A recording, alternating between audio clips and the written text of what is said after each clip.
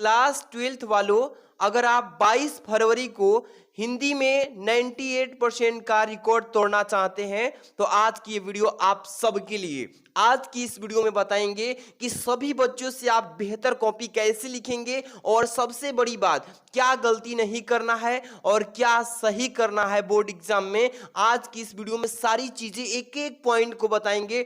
चाहे आप लाख तैयारी करके बेस्ट से बेस्ट कर लीजिए, आप पूरी तैयारी कर लिए हिंदी में, अगर आपको कॉपी लिखने का तरीका मालूम नहीं है तो आपका नंबर पूरा में पूरा नहीं आ पाएगा। तो आज की इस वीडियो में सिखाएंगे कि कॉपी कैसे लिखना है। और बहुत सारे बच्चे पेपर देने बैठेंगे, एक साथ बहुत सारे बच्चे पेपर देने बैठेंगे, उन सभी में आपकी जो कॉपी होगी एकदम एक नंबर यूनिक होगी। यूनिक बनाएंगे ना, सबसे अलग एक झलक दिखेगा तो आपका 98% आने से कोई नहीं रोकेगा। तो आज की ये वीडियो आप सबके लिए।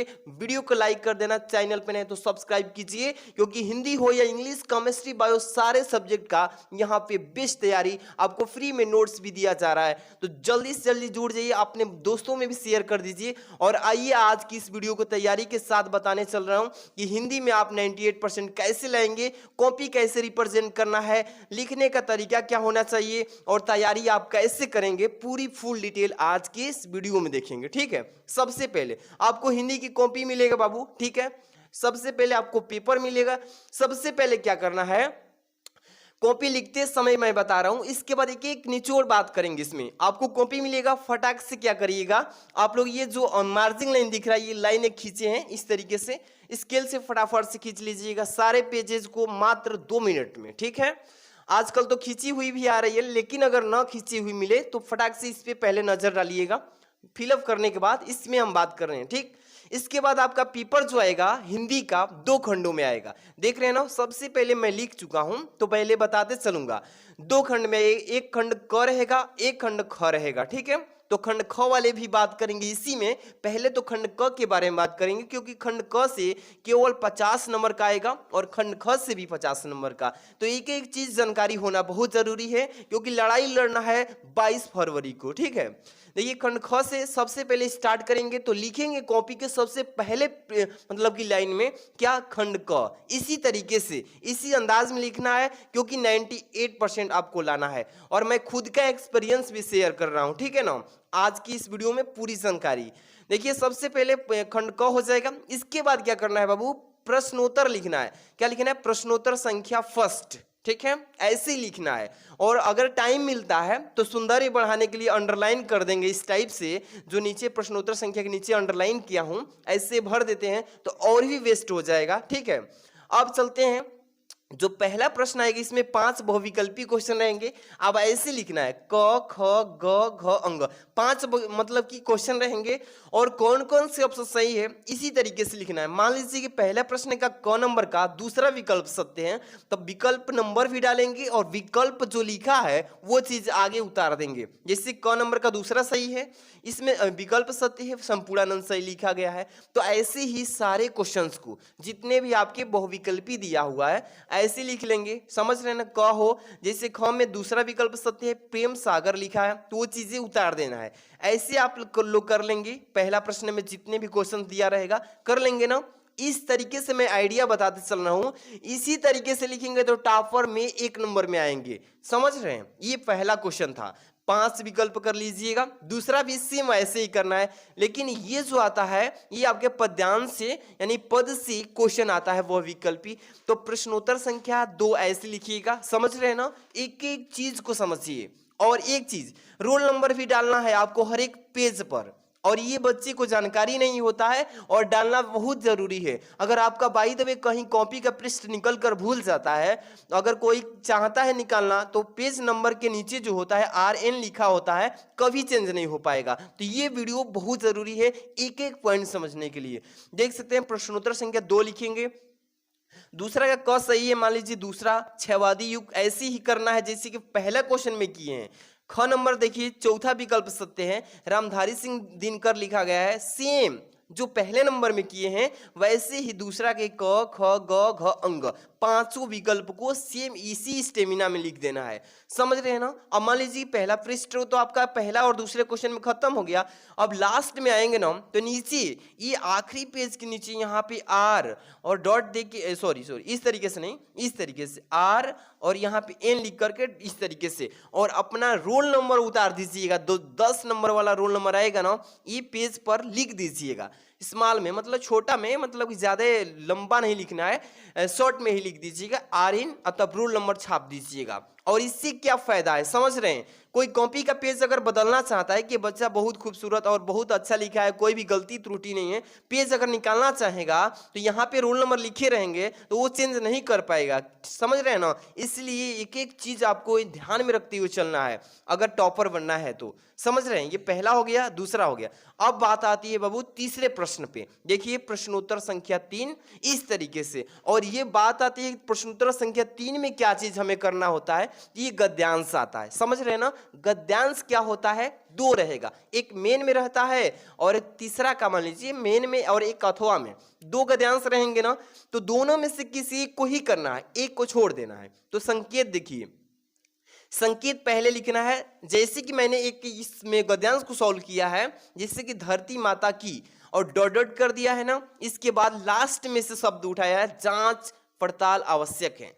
ये क्यों, देखिए एग्जामिनर जो कॉपी चेक करता है बाबू, ये कॉपी चेक होती है ना तो एग्जामिनर फटाफट से उसको टाइम ज्यादा नहीं देना कॉपी पे, 1 से 2 मिनट मतलब कि फटाफट से उसको चेक करना होता है। तो इससे क्या होता है ना कि संकेत दे देंगे तो दो गद्यांश में से आपने कौन सा गद्यांश सॉल्व किया है एग्जामिनर का फटाक से नजर जाएगी और आपको ये समझ जाएगा कि बच्चा बहुत तेज तराक है, इसलिए वो आपको मतलब कोई त्रुटि भी अगर हो जाती है तो फुल नंबर देगा। ठीक है, ये समझ जाएगा। इसलिए संकेत जो है आपको दे करके लिख देना है कि मैंने ये गद्यांश सॉल्व किया है सर इस मतलब कि इस क्वेश्चन में। ठीक है, अब चलते हैं। अब गद्यांश में सबसे पहले संदर्भ लिखना होगा। संदर्भ में जैसे कि हेडिंग डाल दीजिएगा, अंडरलाइन कर देना है। और प्रस्तुत गद्यांश हमारी पाठ्य पुस्तक की गद्य। अब देखिए अब गद्य भाग लिखा है ना, ये ब्लैक पेन से लिखना है। एक एक चीज अभी एग्जाम से पहले जानकारी ले लो। ठीक है, गद्य भाग लिख लीजिए ब्लैक पेन से। में संकलित एवं भारतीय संस्कृत के अध्येता डॉक्टर वासुदेव अग्रवाल जी, देखिए ये भी ब्लैक पेन से छाप देना है। ठीक है ना। द्वारा लिखित राष्ट्र का स्वरूप, ये हमारा चैप्टर है राष्ट्र का स्वरूप। मेन चीज जो है उसी को ब्लैक पेन से लिखना है। शीर्षक निबंध से अवतरित है, इस तरीके से लिख लेंगे ना संदर्भ। ऐसे ही दूसरा प्रश्न छाप दीजिए, तीसरा रेखांकित अंश की व्याख्या जो भी है, आप एक एक क्वेश्चन का आंसर इसी तरीके से इसी अंदाज में और सेम इसी क्राइटेरिया को फॉलो करते हुए चलना है। ठीक है, तब जाके आप अच्छा स्कोर करेंगे। एक एक क्वेश्चन में फुल नंबर पाते चलेंगे। ये तो बात हो गई। इसके बाद आता है बाबू क्वेश्चन नंबर 4, देख लीजिए प्रश्नोत्तर संख्या 4। अब देखिए यहाँ पे अथवा लिखा गया है। बहुत सारे बच्चे को ये भी जानकारी नहीं होता है कि मान लीजिए कि 4 नंबर प्रश्न में 2 प्रश्न आते हैं, एक अथवा में एक मेन में। तो मान लीजिए कि सर मुझे अथवा में करना है, मेन में नहीं याद है, तो अथवा में क्या करेंगे, तो सबसे पहले प्रश्नोत्तर संख्या 4 लिख लीजिएगा। ठीक है, और अथवा यहाँ पे हेडिंग डाल दीजिएगा, मतलब सेम उसके ठीक बगल में लिख देने से क्या होगा, एग्जामिनर कॉपी चेक करेगा तो समझ जाएगा कि बच्चा ये गद्यांश अथवा वाला किया है। समझ रहे हैं। और संकेत तो देंगे ही, इससे लज्जा शिलापति डॉट डॉट डॉट मलनताई मिटाना, इससे भी एग्जामिनर को बहुत हेल्प मिल जाएगा कि ये गद्यांश सॉल्व किया है स्टूडेंट। चलेंगे आगे। इसमें भी संदर्भ जो भी लिखना है, प्रश्न पहला दूसरा रेखांकित अंश की व्याख्या करना है, मतलब सारे क्वेश्चन का ऐसे ही इसी अंदाज में आंसर देते चलना है। समझ रहे हैं ना। ये गद्यांश था। ठीक है, अब एक एक चीज मैं भूल गया था, ये रोल नंबर वाला, ये रोल नंबर एक पेज पे डलवाया। इसके बाद ठीक दूसरा पेज जो आएगा यहां पर भी ध्यान दीजिए, कहां पे, ठीक नीचे RN और रोल नंबर छापते चलिए एक एक पेज पर, हर एक पेज पे छापते चलना है। ये आइडिया कभी मत भूलिएगा, नहीं तो कहीं आप पढ़ने में बहुत अच्छे हैं तो आपकी कॉपी चेंज हो सकती है, या कोई भी त्रुटि हो, कहीं पेज उखड़ के भूल जाता है तो जो टीचर होंगे वो मतलब मदद मिलेगा उस रोल नंबर से कि हाँ इस कॉपी में से ये पेज निकल के आया है, इसलिए मैं बता रहा हूँ। ठीक है, चलिए क्वेश्चन नंबर देखिए प्रश्नोत्तर संख्या 5 का क। ये देखिए 5 नंबर प्रश्न में ना आपकी क भी मिलेगा और ख भी मिलेगा। तो क में क्या करना होता है, ख में क्या करना होता है, समझिए। प्रश्नोत्तर संख्या 5 की अगर क की बात करें तो इसमें मतलब कि लेखक का जीवन परिचय, साहित्यिक परिचय लिखना होता है। और ख की बात करें 5 का तो इसमें कवि का जीवन परिचय, साहित्यिक परिचय छापना होता है। तो दोनों अगर मिल के बात करें तो 10 नंबर की तैयारी हो जाती है। चलिए सबसे पहले प्रश्नोत्तर संख्या 5 की क की बात कर लेते हैं। इसमें क्या है कि पेपर में पूछेगा कि किसी एक नीचे दिए किसी एक लेखक के जीवन परिचय के मतलब साहित्यिक परिचय देते हुए उनके जो निबंध संग्रह है उन सभी को लिखिए। तो क्या करते हैं, सबसे पहले मान लीजिए कि मैंने डॉक्टर हजारी प्रसाद द्विवेदी जी का जीवन परिचय, साहित्यिक परिचय का उल्लेख किया है इसमें। तो ऐसे ही सबसे पहले जिसके बारे में आप लिख रहे हैं ऊपर लिख लीजिएगा जीवन परिचय का नाम, जिनके बारे में लिखना है, ठीक है।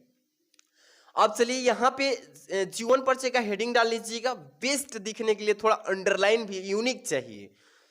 अब ऐसे ऐसे जीवन परिचय में आपको जो सन में जन्म हुआ था उसको ब्लैक पेन से, जिस सन में मरे हुए थे, मृत्यु हुआ, निधन हुआ, उस समय को वही ब्लैक पेन से सन को डाल देना है। सिंपल तरीके से चलना है और बेस्ट तरीके से। हाँ, एक बात ये भी ध्यान रखना है कि किसी भी मतलब कि दो पेन के अलावा किसी भी अन्य पेन की यूज नहीं करना है। यानी कि एक पेन चाहिए आपको बस ब्लू पेन, ब्लू का मतलब नीला होता है, समझे ना, ब्लू का मतलब नीला पेन, और एक ब्लैक पेन यानी कि काला पेन। बस एग्जाम में दो ही पेन का अलाउड किया गया है। इसके आगे अगर कोई ही पेन से यूज करते हैं तो पक्का नंबर कट जाएगा, चाहे आप सही सही लिख कर आए।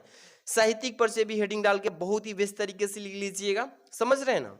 आगे चलते हैं, ये कृतियां जो होती है ना साहित्यिक परिचय के नीचे, इसको भी छाप लीजिएगा। एक एक पॉइंट मैं इसी तरीके से बता रहा हूं जिस तरीके से मैंने लिख करके और बहुत अच्छा स्कोर किया था। चलेंगे नीचे चलते हैं, आगे प्रश्नोत्तर संख्या को बढ़ाते हुए चलेंगे। देखिए प्रश्नोत्तर संख्या 5 का ख दिख रहा है ना, 5 के ख में क्या होता है, मैंने पहले ही इस बारे में मतलब कि वर्णन कर दिया है। 5 के ख में ये कवि का साहित्यिक परिचय, जीवन परिचय लिखा जाता है, जो कि 5 नंबर का एग्जाम में ये भी पूछा जाता है। जैसे कि मैंने ये मैथिली शरण गुप्त जी के इस मतलब कि वीडियो में ले लिया हूँ, साहित्यिक परिचय, जीवन परिचय जितने भी हैं इसमें ये मैथिली शरण गुप्त जी हैं, एक कवि हैं, ठीक है। इसमें जीवन परिचय इस तरीके से हेडिंग डाल के जो भी चीजें हैं ना, जिस सन में जन्म लिए, ये ब्लैक पेन से हो गया, इनके पिताजी का नाम ब्लैक पेन से हो गया, इसी तरीके से सेम फॉर्मेट में लिख देना है। जैसे मैंने इस वीडियो में बता रहा है 12 दिसंबर 1964 को ये जो है उनका मतलब क्या हुआ था, निधन हुआ था। ये चीजें जो है आपको ध्यान रख के चलना है। पेपर से पहले एक एक चीज की प्रैक्टिस कीजिए, बिना देखे हुए लिख करके, और कंफर्म कर लीजिए कि हाँ मैंने पूर्ण तैयारी कर रखा है, ठीक है। इसके बाद आगे बढ़ते हैं। ये देखिए 5 नंबर प्रश्न के बाद आएगा प्रश्नोत्तर संख्या 6। प्रश्नोत्तर संख्या 6 ये भी 5 ही नंबर का आता है। कितने नंबर का, 5 नंबर का आता है। इसमें क्या होता है बाबू, ये मतलब कि किसी के सारांश, किसी के उद्देश्य को वर्णन करना होता है। जैसे कि बहादुर हो गए, बहादुर के बारे में इनके चरित्र चित्रण करना होता है। तो इसको कैसे करेंगे समझिए। जैसे कि बहादुर के प्रमुख पात्र, बहादुर के चरित्र चित्रण के बारे में पेपर में लिखने के लिए आएगा, तो इसी तरीके से सेम फॉर्मेट में लिखिएगा। ज़्यादा नहीं, टू द पॉइंट लिखना है। ज़्यादा अगर आप लिखने की कोशिश करते हैं तो एग्जामिनर समझ जाएगा कि ये बच्चा बना बना के लिखा है, इसको नंबर नहीं देंगे। टू द पॉइंट जितने में प्रश्न करे, जो जैसा प्रश्न करता है उसको जवाब उतने में ही दीजिए, समझे ना। आगे देखिए, इसमें पहला हो गया यानी छल कपट रहित। इसमें बहादुर के बारे में कुछ विशेषताएं बताना है, ठीक है, कि बिना छल कपट का था। इसमें परिश्रमी, हंसमुख एवं मृदभाषी, ये जितने भी टॉपिक्स है ना मैं फुल डिटेल में सॉल्यूशन भी करा चुका हूं। तो आप लोग ऐसे ही लिखना है, समझ रहे हैं ना। आगे बढ़ते हैं, आगे एकदम एक एक चीज की तरफ देखते हुए बढ़ेंगे। हाँ, अब एक बात करते हैं, थोड़ा समय यहाँ पे आप लोग समझा देता हूँ। ये प्रश्न संख्या कितना था बाबू, इससे 6 था। कितना था, थोड़ा सा बैक आते हैं फिर आपको दिखाते हैं। प्रश्न संख्या कितना है, 6 था। इसके बाद ही 7 नंबर आएगा। देखिए इसके बाद कितने नंबर आएगा, 7 नंबर। अभी 7 नंबर के बारे में थोड़ा सा मैं जानकारी दे दूं। प्रश्नोत्तर संख्या कितना बाबू, 7 नंबर। ये 7 नंबर जो प्रश्न आता है ना, ये जिले वाइज आता है। मान लीजिए कि 5 से 7 8 जिलों को एक ग्रुप बनाता है और उस जिलों में 2 क्वेश्चंस को डाल देता है कि हाँ इस जिले के जितने भी स्टूडेंट्स हैं सभी के पास ये 2 क्वेश्चंस जाएंगे। आपको क्वेश्चन जिला वाइज आता है। तो आप किस जिले से हैं कमेंट में जरा बताइए कि हम इस जिले से हैं, और उसके हिसाब से आपको कमेंट करके और उसके हिसाब से इंपॉर्टेंट क्वेश्चन मतलब बता देंगे, ठीक है। 7 नंबर क्वेश्चन वो होता है। अब आते हैं यहां से खंड ख स्टार्ट करने। खंड ख भी जो आता है बाबू ये 50 ही नंबर का होता है। कितने नंबर का? 50 नंबर, समझिए ना। क्योंकि आप तो जानते हैं कि हिंदी में ये प्रैक्टिकल का मतलब चीजें नहीं होता है, विदाउट प्रैक्टिकल हिंदी है, यानी कि 50-50 दोनों क्वेश्चन से मिलेंगे, खंड क से या खंड ख से। तो ये 50 नंबर का यहाँ से भी प्रिपरेशन की बात करेंगे, कैसे करना है, कैसे लिखना है, पूरी जानकारी के क्वेश्चन को समझ लीजिए, ठीक है। चलिए देख लीजिए, प्रश्नोत्तर संख्या करने से पहले खंड ख लिखना जरूरी है, समझे ना। इसके बाद ही स्टार्ट होगा क्वेश्चन नंबर। यहाँ पे प्रश्नोत्तर संख्या 8 का क, इसके ठीक बाद 8 के ख भी करना है, समझे ना। तो ये चीजें समझ लीजिए। 8 के क में सबसे पहले क्या आता है, समझिए मेरी बात। 8 के क में संस्कृत से गद्यांश दिया जाता है। क्या आता है बाबू? संस्कृत से गद्यांश। ये संस्कृत का गद्यांश 2 आता है, जिसमें एक अथवा में रहता है, एक मेन में रहता है। तो किसी एक ही को करना होता है, समझे। एक को छोड़ना होता है, लेकिन 2 दिया रहता है कि जो आपको आए वही कीजिए, समझे। यहाँ पे मैंने मान लीजिए कोई आपको आ गया तो उसका संकेत लिखेंगे कि महामना विद्वान डॉट डॉट डॉट, इसके बाद स्वभाव एवासित। मैंने इस गद्यांश को सॉल्व किया है, तो आपको ऐसे संकेत डाल देना है जैसे कि हिंदी के गद्यांश में सॉल्व किए थे, ठीक है।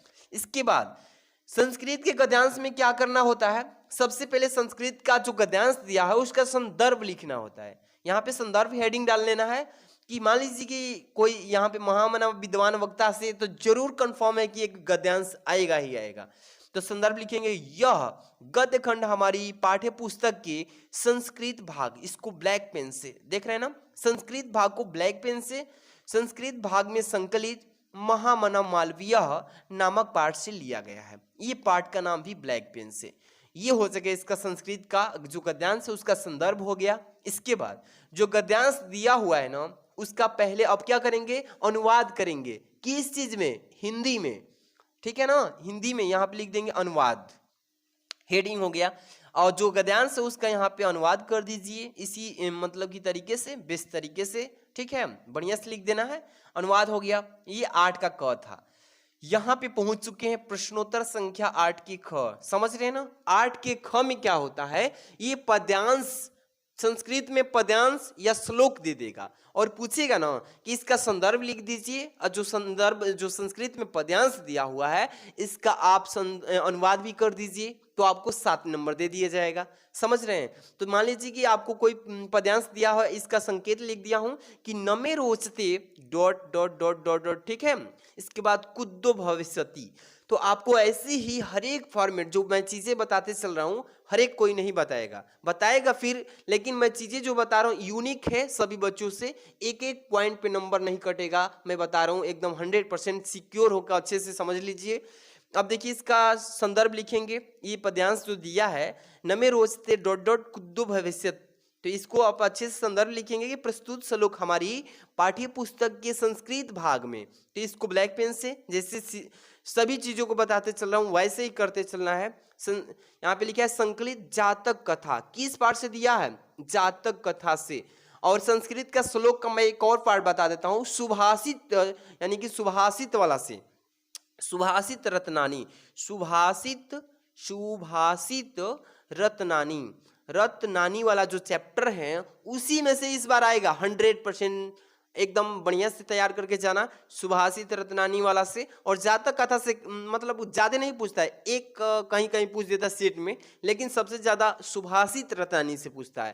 तो इस चैप्टर के जितने भी श्लोक हैं बढ़िया से एकदम रट्टा मार लेना एक एक क्वेश्चन को, ठीक है। इसके बाद इस श्लोक का आपको यहाँ पे अनुवाद लिख देना है सिंपल तरीके से, बढ़िया से, ठीक है। आगे बढ़े, यहां से स्टार्ट होता है बाबू क्वेश्चन नंबर 9, प्रश्नोत्तर संख्या 9। और एक चीज आपके सिलेबस में इस बार मतलब कि बदलाव कर दिया गया है, समझ रहे हैं ना। क्वेश्चन नंबर जो 10 आएगा, पहले विभक्ति और वचन आता था, समझे, संधि और विच्छेद आता था, लेकिन इस बार क्या चेंजिंग हुआ है, आगे बढ़िए और तब भी बताते हैं। चलिए ध्यान दीजिए, प्रश्नोत्तर संख्या 9 के पहला में ये आता है मुहावरा एवं लोकोक्तियां। इसको पहले मान लीजिए कि तलवार की धार पर चलना, इसी को आप कर रहे हैं। मान लीजिए 9 का पहले ही नंबर पे है ये तलवार की धार पे चलना, तो इसको कैसे करना होता है, सबसे पहले तलवार की धार पे चलना का अर्थ बताएंगे कि हाँ इसका मतलब ये होता है, और इसी चीज को वाक्य में प्रयोग करना होता है, तो अब जाके 2 नंबर मिलता है। अगर इसका अर्थ लिखेंगे तो 1 नंबर मिल जाएगा, और जैसे ही इसका वाक्य में प्रयोग करेंगे तो फिर 1 नंबर। इसका मतलब ये 2 नंबर का क्वेश्चन आता है, समझे। तो तलवार की धार पे चलना का मतलब होता है बहुत कठिन कार्य करना। तलवार की धार पे चलना का मतलब बहुत कठिन कार्य करना होता है, इसका ये अर्थ हो गया। इसका वाक्य प्रयोग करेंगे फिर हेडिंग डाल के, तो लिखेंगे मैंने इस कार्य को कैसे किया, यह तो तलवार की धार पर चलने के ही बराबर है या समान है, समझे। तो अब जाके 2 नंबर मिल जाएगा। आगे बढ़े, चलिए 9 का वो पहला क्वेश्चन था। यहाँ पे अब 10 नंबर में यहाँ पे नहीं लिखा हूं, यही सिलेबस में चेंजिंग हुआ था, उस चीज को मैं अभी बता देता हूं, समझ लीजिए। 10 नंबर पहले मतलब 2023 की बात करें तो वहां पे सिलेबस नहीं बदला था, लेकिन 24 में पेपर आएगा जो ना, वो सिलेबस चेंज हो चुका है। देखिए थोड़ा सा पीछे की भी बात कर लेंगे, फिर तब आगे बात करेंगे कि 2024 में कैसा आएगा। 2023 के थोड़ा सा बता देते हैं। 10 नंबर में 10 के क होता था पहले और 10 के ख होता था, समझे। तो क में क्या होता था, क में संधि विच्छेद आता था, 2 संधि विच्छेद दे देता था, ठीक है। और मान लीजिए कि ख में आपको विभक्ति और वचन दे देता था मतलब कि, और अब क्या हुआ है कि दोनों को हटा दिया है। क्यों हटाया है, इसका भी कारण है, क्योंकि जब आगे की क्लासेज आप करेंगे ना तो इसमें इसका यूज नहीं है, इसलिए समझ रहा है ना कि जो नया पाठ्य का करिकुलम जारी हुआ है तो उसके हिसाब से इसको दोनों को बैक कर दिया है। यानी कि बैक मतलब पीछे, कभी ले भी सकता है एग्जाम में 2025 के बाद 26-27 में भी इसको जारी कर सकता है, बट अभी के लिए बैक कर दिया इसको, मतलब कि यहाँ से हटा ही दिया, समझिए। तो अब इसके जगह पे 2024 में क्या होने वाला है, प्रश्नोत्तर संख्या 10 के क में, ठीक है, सीधे सीधे 10 के क ही आएगा इस बार। अब अपठित गद्यांश आएगा, क्या आएगा, अपठित गद्यांश। इस बार 2024 में 10 के क नंबर पे अपठित गद्यांश आएगा। ये क्या होता है समझिए, कि मान लीजिए कि कोई कहानी दे देगा छोटा सा, मतलब कि 10 लाइन का या मतलब 8 लाइन का कोई कहानी दे देगा जो आप पढ़े कभी नहीं हो, मतलब कभी पढ़े ही नहीं हो, वो कहानी ऐसी होगी। और उस कहानी को आपको बढ़िया से थोड़ा थोड़ा करके पढ़ना है, मतलब पूरा पढ़ लेना है अच्छे से, और उसी कहानी में से प्रश्न पूछेगा। 3 प्रश्न रहेंगे, समझे, जो कि पहला प्रश्न और दूसरा प्रश्न 2-2 नंबर के, और तीसरा जो होगा 1 नंबर का होगा, ठीक है। तो उसी गद्यांश को पढ़ना है, उसी में से प्रश्न पूछेगा, आपको उसी में से भी जवाब देना है। तो ये मतलब सिंपल आएगा, एक तरफ से मानिए तो हलवा है, समझे। आप कर लेंगे, हम इसका सोल्यूशन भी बहुत बता रहे हैं, अपठित गद्यांश को कैसे सोल्व करना है। यहाँ पे चैनल पे एक एक चीज को प्रिपरेशन कराया जा रहा है बेस्ट तरीके से। तो जो भी आपके फ्रेंड्स हैं, रिलेशन वाले हैं, सबके पास इस चैनल के बारे में बताइए, शेयर कीजिए, ताकि सभी बच्चे के पास हेल्प मिले और अच्छा से अच्छा स्कोर करें, आप बोर्ड टॉपर बने, ठीक है। चलिए 10 नंबर खत्म हुआ। प्रश्नोत्तर संख्या 11, यहाँ पे देखिए ना, प्रश्नोत्तर संख्या 11 का क कहाँ पे, यहाँ पे शायद इसको पीडीएफ में मैंने नहीं लिया है, तो ये मुझसे मिस्टेक हुआ है। लेकिन 10 के क 11 के क वाला को आप अच्छे से समझ लीजिए, जैसे ख बता रहा हूँ वैसे ही क भी है। जैसे कि यहाँ पे 11 के ख में क्या है, पूछेगा ना कि नीचे दिए गए 2-3 से शब्द दे देगा, पूछेगा इसका पर्यायवाची बताइए, इसको पूछेगा इसका अर्थ बताइए, पर्यायवाची कहते हैं उसी को। जैसे अंबर लिखा है ना, इसका 2-2 अर्थ बता दीजिए। अंबर का मतलब होता है बाबू आकाश या वस्त्र कह लीजिए, यही पूछता है, ये 2 नंबर का आता है, समझे। 11 के ग हो जाएगा, पूछ देगा ना अनेकार्थी शब्द का मतलब, अनेक शब्दों का अगर बात करें तो एक ही जवाब देना होता है। बहुत सारी बातें कर लें और उसका जवाब एक ही शब्द में दे दीजिए तो उसको अनेकार्थी शब्द बोलते हैं। वैसे ही ये चीजें आता है तो आपको हेडिंग डाल के लिख लेना है, उत्तर विकल्प में रहेगा तो आप छाप लीजिएगा। प्रश्नोत्तर संख्या 11 के घ है, ये अशुद्ध शब्द, पेपर में अशुद्ध शब्द दे देगा और उसको 4 देगा, लेकिन उसमें से 2 को करना है, 2 को छोड़ देना है। यहाँ पे 2 को मैंने कर दिया है, शुद्ध करके लिख देना है। तुम कुर्सी पर बैठे हो, उसमें क्या लिखा था समझ रहे हैं, अशुद्ध कैसे लिखा था, तुम तो कुर्सी में बैठे हो, अशुद्ध लिखा था, लेकिन इसको शुद्ध करके लिखना अपने कॉपी में कि तुम कुर्सी पर बैठे हो, समझे। इसी तरीके से 2 ही करना है, 2 को छोड़ देना, जो इजी लगे उसको कर लीजिए, जो हार्ड लगे उसको छोड़ दीजिए। आगे बढ़ते हैं।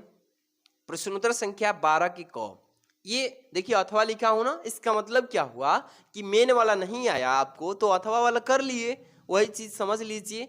हास्य रस का मैंने यहाँ पे परिभाषा बताया है कि अपने अथवा पराये के परिधान या वेशभूषा, वचन अथवा क्रियाकलाप आदि से जो उत्पन्न हुआ है उसे हम हास्य रस कहते हैं। समझे? इसका एग्जाम्पल भी देना होता है। यहाँ पे मैंने एक ही चीज को यहाँ पे दो दो बार ले लिया है, क्या चलेंगे आगे चलेंगे कोई बात नहीं।